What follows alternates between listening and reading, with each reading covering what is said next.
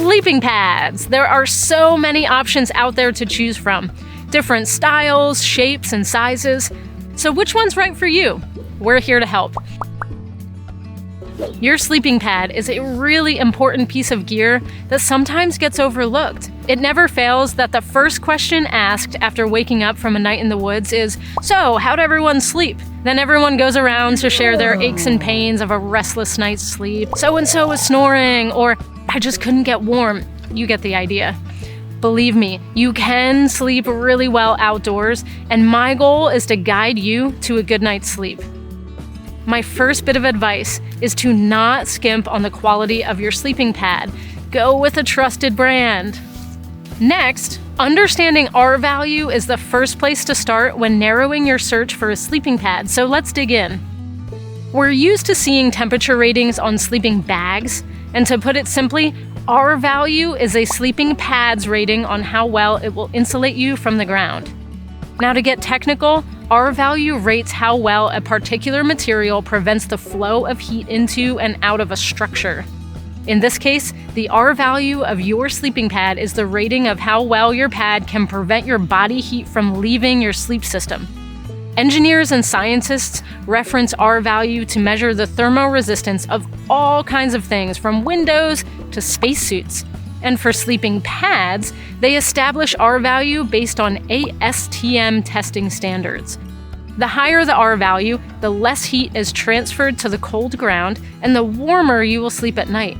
As a rule of thumb, an RValue of 1 to 2 is best for temperatures above 50 degrees at night, while 2 to 4 is suitable for 3-season use. Anything above 4 can be considered for 4-season use in milder winter conditions, and for extreme winter conditions, look for a pad of 6 or above.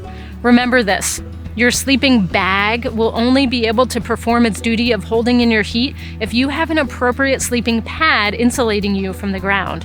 Your whole sleep system needs to be suited for the temperatures in order for you to stay warm. Next is choosing the style or type of pad that's right for you.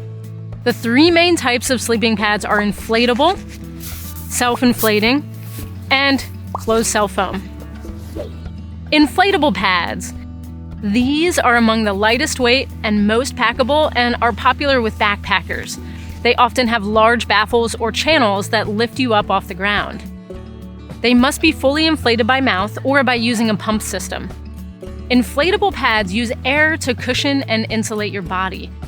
And in order to achieve a greater RValue, they sometimes employ heat-reflective materials. A downside to these pads can be the time and effort it takes to inflate them. Another concern is that if the exterior fabric should puncture, an inflatable pad can literally leave you flat.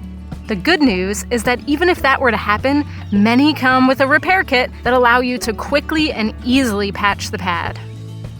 Self-inflating pads, or open cell foam pads, have a spongy foam insulation inside that can be compressed down in a stuff sack and will expand on its own when you open the valve. A plus side is that when you get to camp, you can roll out your pad, open the valve, and walk away, letting the foam expand and do most of the work for you.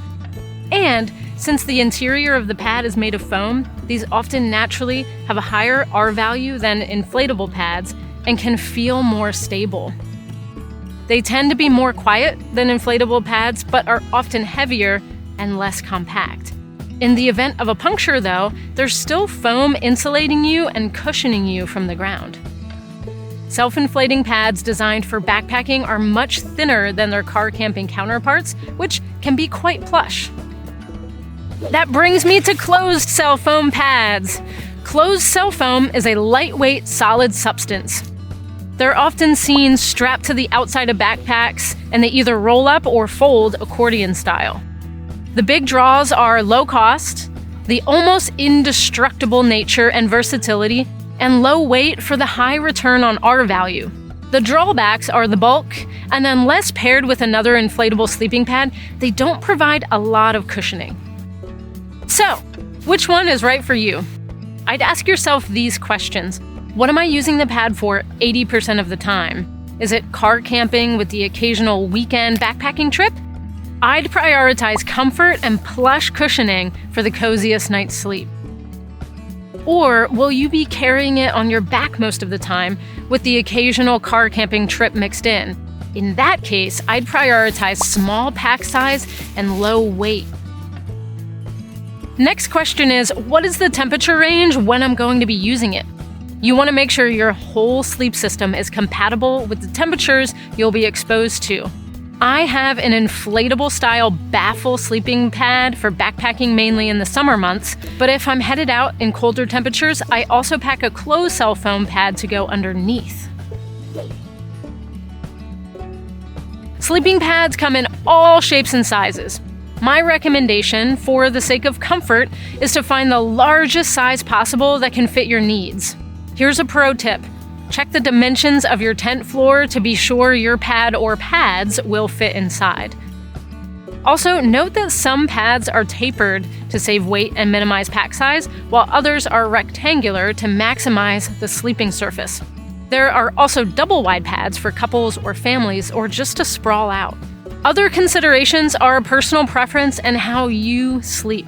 If you're a side sleeper like me, more loft equals more comfort, so my shoulders and hips are not digging into the ground. If you sleep comfortably on your back, a thinner pad that weighs less could work really well.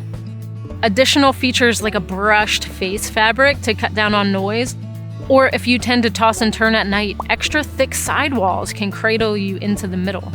If you tend to sleep cold, getting a pad with a higher RValue than you think you need might be the ticket to a dreamy night's sleep. Accessories. Also take note that many brands have accessories that make it easier and faster to inflate your sleeping pad. My favorite accessory is using a pump bag. It saves your breath, especially if you're at a higher altitude. And it can double as a waterproof stuff sack for clothing. And it can even be used as a pillow. There are also electric pumps for car camping when weight isn't an issue, so check out what accessories are compatible with your sleeping pad. Check out our selection of awesome sleeping pads at Enwild today, and know that our expert team of gear specialists is ready to talk gear and help you with any questions you might have. Thanks for watching, and we'll see you on the trail.